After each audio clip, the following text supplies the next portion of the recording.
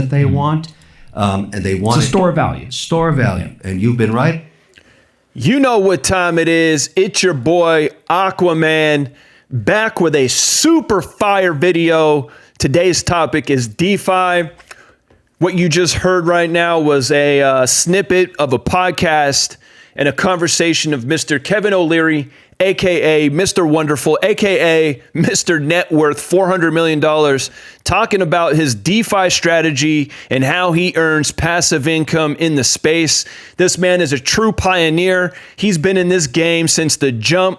3 years ago, this conversation was had, and let's go ahead and tap in because as the saying goes, let me stack my pennies next to your millions. You dig? So let's go ahead and tap on in. That can't deny that. So when you go into DeFi, what exactly are you guys doing? You're taking Bitcoin that you own and Ether and earning. Here's what interest? I want, Pond. Okay, I'm an investor. So there must be many other investors like me. I've made my decision to 3 to 5% allocation. Mm-hmm. Probably as you snuck out of me, I'm going to be moving it up because you're right. Gold's not doing anything for me. And 3 plus 5 is 8, not 5. Well, so you could get rid of all the gold. It could get to 10. It could get to 10. All right. But we're bound by certain covenants. Just how we manage the operating company. 10, I feel like, is on the upper bound of most conservative investors, right? So it still fits within the kind of bands, if you will. If you're a conservative investor, most of your focus is outside of crypto. Yeah. 1 to 10% is kind of the band. 10's up there, Bob. 5% for an institutional investor, 10 is up there. Yeah, of course. Right now, that number for the big guys is 3%. They're happy, and they want Bitcoin. Mm-hmm. They haven't gotten past that yet. Mm-hmm. Bitcoin is the property, the digital asset they want, and they want it's a store of value. Store of value, and you've been right on that. Can't deny that. Okay, it's a volatile. Whoa, we might have to roll the tape back. We may have to erase that. But my whole point is it has inherent volatility. But imagine. So here's my thoughts about DeFi. Okay, I've got the vol. I know I'm going to be up and down 38% a year. That's what it's been historically, right? Mm-hmm. So we're seeing that. We've had a crazy vol right here. We're literally recording this on a day that it's been down 40% in a month. Okay, so let's say in my case, my DeFi company, of which I'm a large shareholder now, I say to the guys, look, let's put a bunch of crypto on our balance sheet, all right? I'm going to own a third of that balance sheet or whatever I own in the balance sheet. I want you to loan that out and get me between a 4.5% and an 8% yield. Mm-hmm. Now, of course, I have to mark to market the change in value because it's going up and down, but I'm kind of agnostic because I'm owning it as property. I don't really care because it's an allocation. Let's say it's 5%. I'm just going to stay at 5. I'll change it every quarter, adding or taking away from it. But I want you to loan it out there. So the whole operation, the DeFi operation, is to start doing these contracts for me on an AI basis. So it can go look to the market, see what the spreads are on all these different opportunities. I don't want to get too complicated with it. It's basically yield farming. Exactly. Did you guys hear what he just said, though, on an AI basis? I wonder if my man, Mr. Wonderful, is fully aware of Hummingbot, which is exactly what this man just described. And again, this conversation was 3 years ago. But let's continue.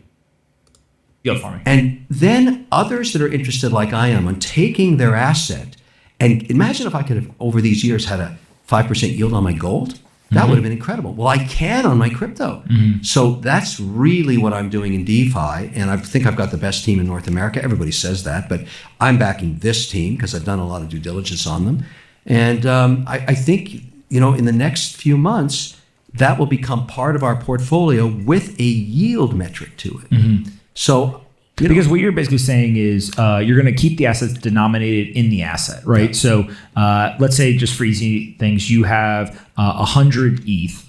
You put that in, you want 8%. So now you're going to end the year with 108 ETH. Staying in ETH. Regardless of did the price go up or down. I might go back to fiat to just pay some expenses, but I'm going to stay in ETH on that balance sheet. And you as a shareholder, go with me in the share price as my assets grow. Do you think that, because this is a really important piece that I think the traditional world hasn't woken up to yet, it sounds like you're now getting there, is once you leave fiat into crypto, you don't go back. I don't want to go back. Okay. Why would I?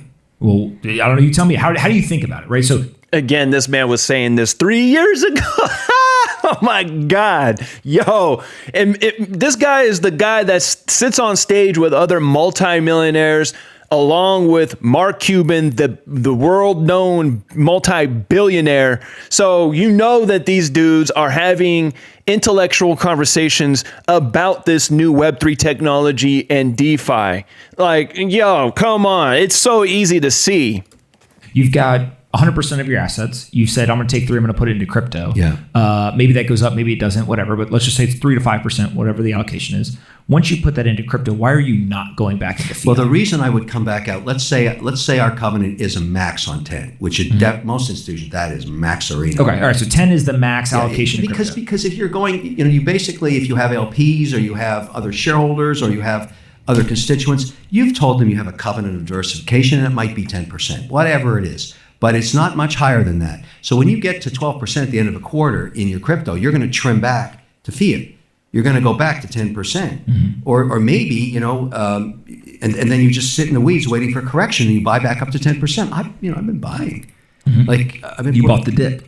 Well, it's not really a dip. It's maintaining the 3% weighting, right? Yeah. No, but I'm saying the dip in the price. Yeah, I know. But to me, it's okay. We're 2.4, and we said we're at 3. He's not trying to give his entire game plan away. He's not trying to show you that he's not in fear when the dip happens. He's buying it. And Mr. Pompliano's trying to get it out of him. And he's like, no, let's not even talk about that. But, yo, it is so easy to see. Man, I hope y'all are tapping in and understanding what I'm hearing.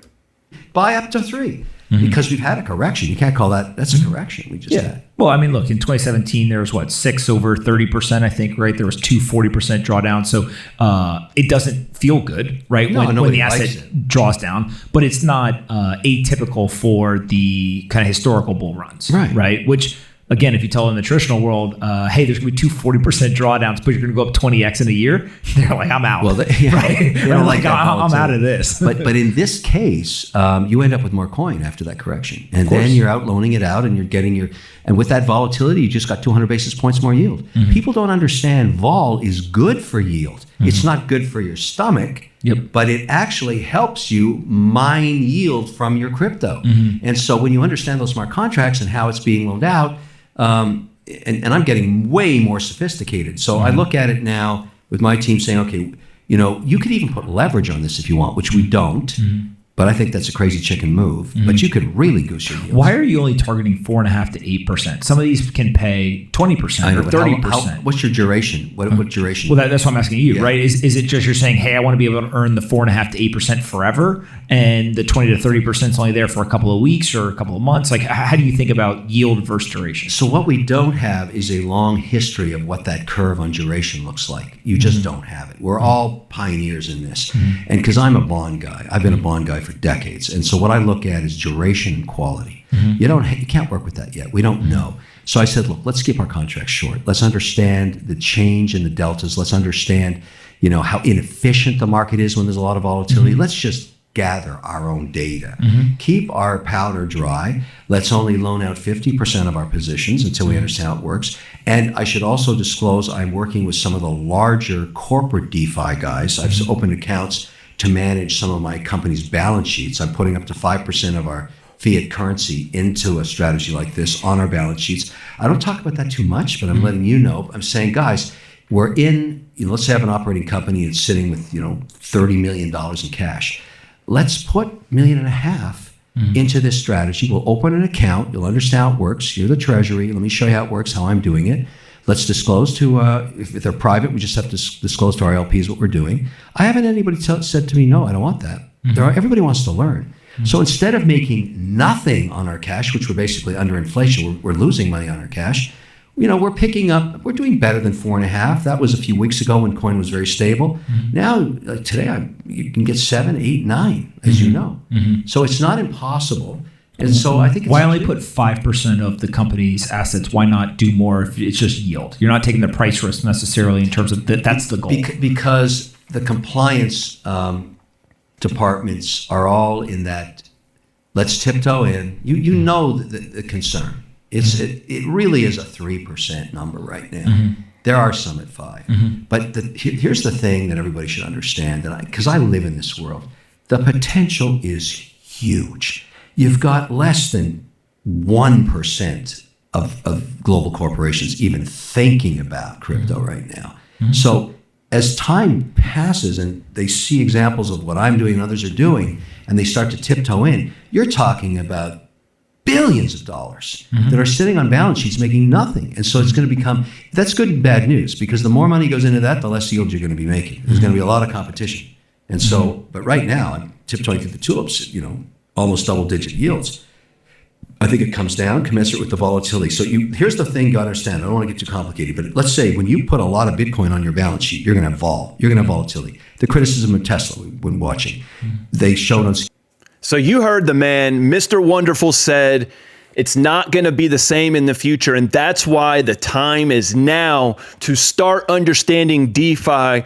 Get in somewhere where you can start learning about DeFi before the bull run happens, before DeFi is on every single corner trying to entice you to bring your liquidity for probably pennies compared to what you can get now.